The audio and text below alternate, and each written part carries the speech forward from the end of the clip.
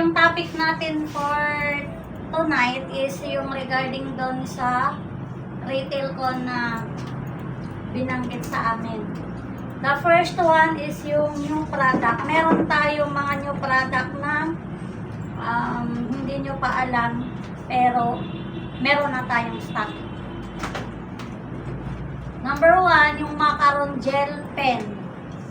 Di ba meron talaga minsan mga customer naghahanap ng kakaibang design, kulay ng mga pen. Ayan, meron na tayong macaron pencil gel pen. Meron tong stock sa Uyo at sa Felix. Yung printing process na pwede dyan is yung UV tsaka engrave.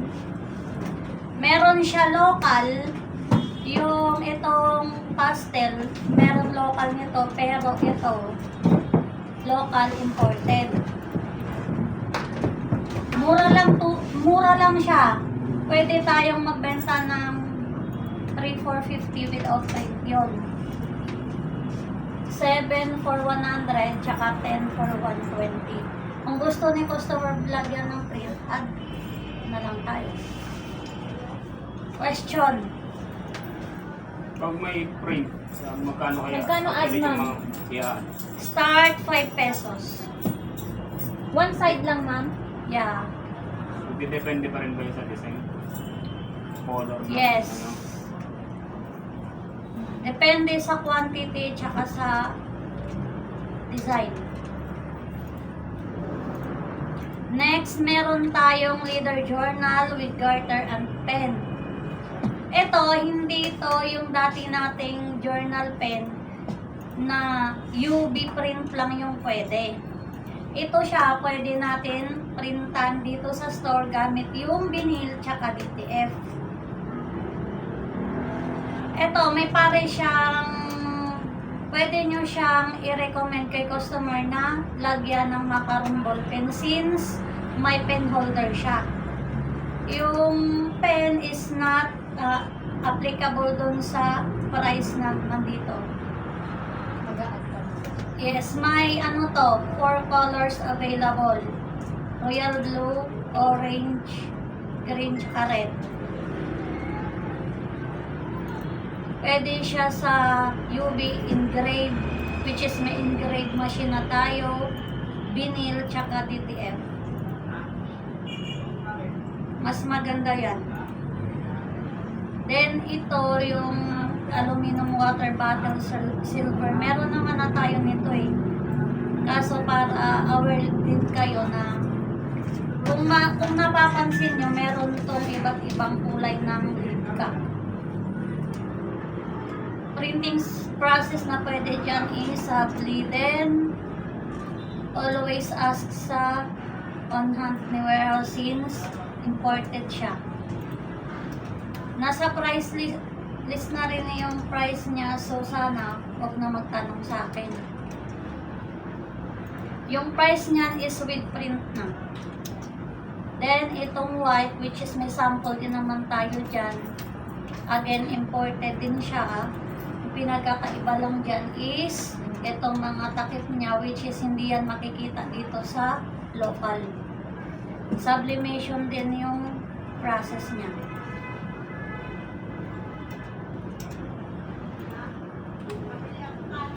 Then, ito yung portable. Meron din tayo sa, dyan, glass tower na sample. May 8 available color yung takip niya. As is yung body, yung takip lang yung aluminum yan siya. Sadly, then imported. Again, saan makikita yung price? Then ito, yung bago nating item, yung 800 ml na vacuum steel flask. Ano yung napapansin nyo dito sa regarding dyan sa display natin? Bukod sa iba-iba kulay, ano pa yung napapansin nyo? Sa iba yung lid, ma'am. Ilang type ng lid ang meron tayo niyan? Tatlo, ma'am. 4, ma'am. It's 4. Lahat ng takip niyan may iba't ibang use. Kaya i-ano nyo na lang sa customer kung anong pinagkakaiba ng mga lead na yon. Siyempre, price ng amber plus 80 pesos yung packet yata nun. Check nyo na lang sa price list. Again, yung pwede doon, UV engraved. At then ito lang din yung price niya. Local to, pag kunwari maraming order, tanggapin nyo lang since pinatahi naman natin yan. Brush cap yung ano niya, fabric.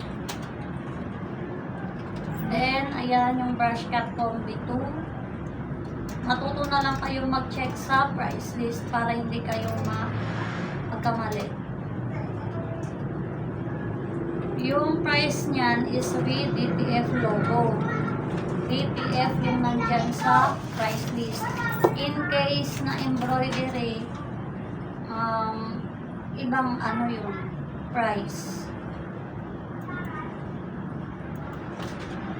And ayan, yung brush cut combi which is available na rin sa display natin. Ayan din yung may mga available color. Again, huwag kayong mag-ano since local lang naman yun. Pwede natin ipatay if ever na maraming order or walang stock. Ayan din yung sun visor. May combi cap, may combi color na rin tayo. Yung ano niyan, yung tela 100% Katrina. Local. Then ayan. Yung cotton net cap, meron din tayo niyan dyan sa taas. Kaya marami tayong variety ng cap. Ayan yung cotton net cap, yung sinasabi natin na sandwich cap, since may lining siya na white sa may. Ito din yung available colors niya, marami.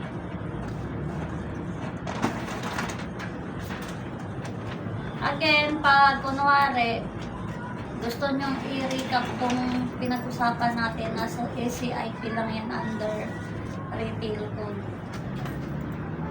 Ayan, matagal na yan, windbreaker bag. Ito naman,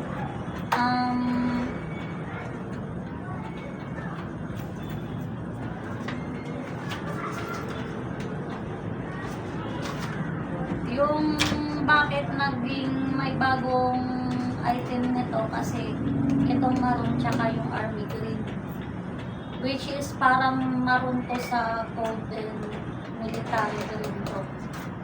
Available na rin yan bago natin kulay. Ayan yung detachable hood, meron na rin tayo. Yung available color niyan is black and gray. Pwede sa DTF, pwede sa embroidery. Imported din siya, kaya always check yung, since marami pa namang stock, pwede pa itong kumuha lang ng kumuha.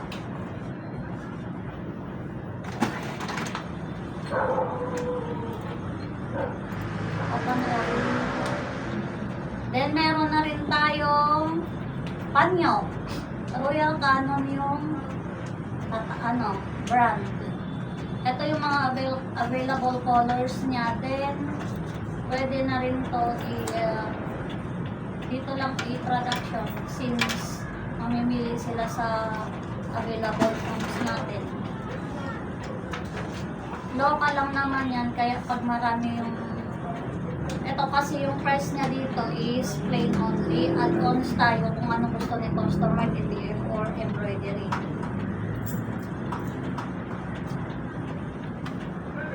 Meron na rin tayong beach bath towel.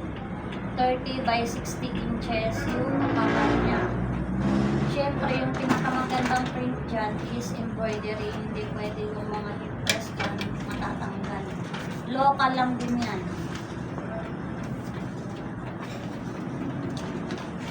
Ayan, yung price niya at print yan dyan. Since depende sa laki at design ni customer. Meron din tayong white. Mga local lang din yan.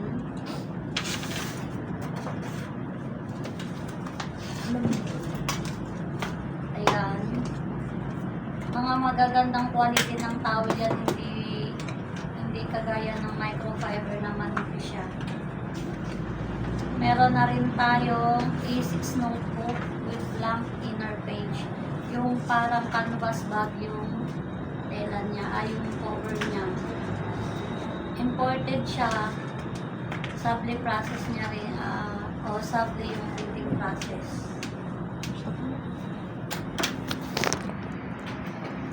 Ayan yung oven meat.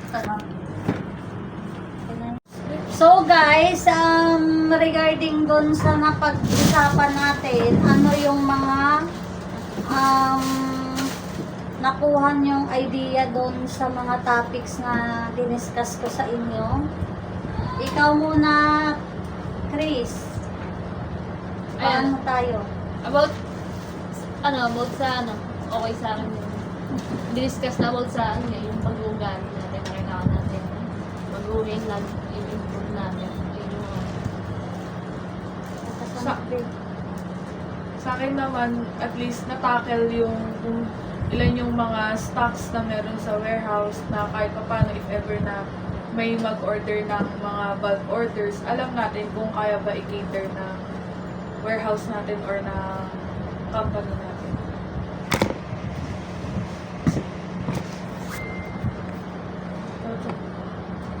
Yung sa akin naman is about doon sa editing. Mapapadali na tayo mag-mockup. Kahit si Sales pwede mag-mockup na kasi easy to access niya, pati easy to edit na yung mga damit. Kung sakaling gusto magpa-mockup ni customer. Pwedeng, ayun, dahil sa tulong nun, accessible na din yung website natin. Sa akin naman po, more on process sa office kung paano yung ibang transaction doon. Tapos, pag sa ibang ng mga resibo. Yung sa ako naman po, actually hindi na ito bago eh. Bago i-turnover yung print sa production at saka mga item. Dapat ulit-ulit naman sa meeting yun eh. Nandun naman yun, item, print, dapat bilang or may mga quantity, mock-up, dapat kompleto na yun eh. Hindi na siya bago sa atin. Boss B. Dito ka, Boss B. Oh, dito ka, Boss B. Sa akin naman po, Lakasan mo. sa akin naman po yun sa mga bagong process. Bagong process.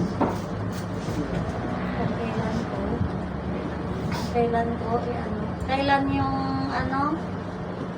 return to warehouse? Every third week of the month. Ano lang yung pwedeng i-return sa warehouse?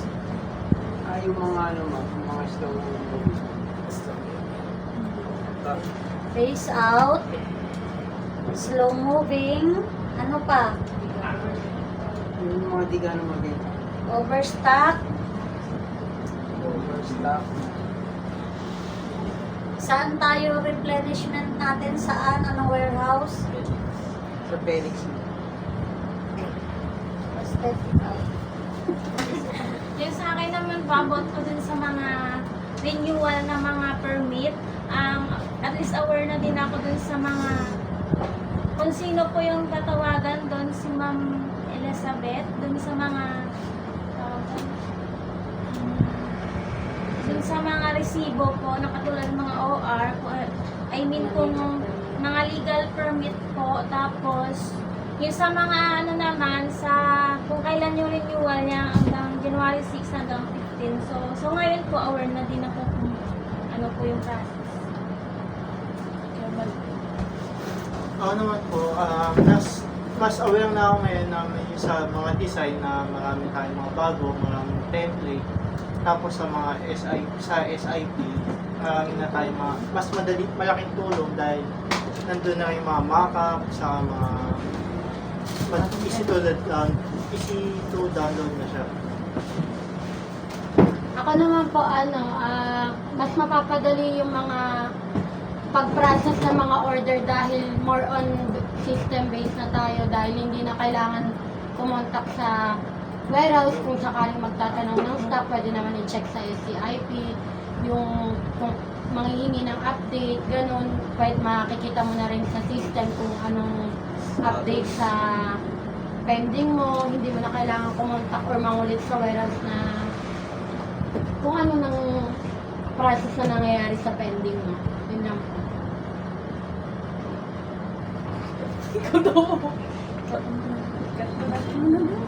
So na to bukas or makalawa gagamitin yung mga natutunan niyo. So dapat